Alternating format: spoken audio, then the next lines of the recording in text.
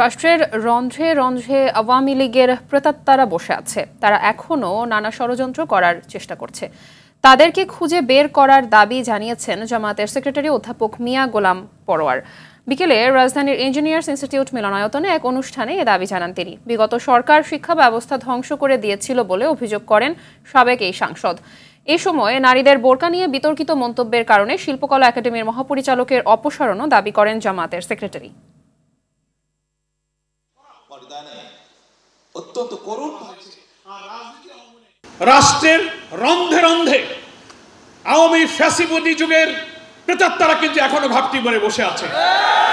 তারা শিক্ষায়, অর্থনীতিতে, জুডিশিয়ারিতে, অ্যাডমিনিস্ট্রেশনে সেখানে বসে তারা আবার সেই আওয়ামী ফ্যাসিবাদী যুগে এই দেশকে নিয়ে যাওয়ার জন্য তারা চক্রান্ত করছে। প্রত্যেকটি মন্ত্রণালয়ের দায়িত্বে যে উপদেষ্টারা আছেন, আপনারা শনাক্ত করুন, সার্চ করুন গুরুত্বপূর্ণ কি পয়েন্টে আপনারা কাদেরকে বসিয়েছেন। সেখানে বসে এখনো তারা কিন্তু আমাদের আদর্শ মূল্যবোধের বিরুদ্ধে ষড়যন্ত্র করছে।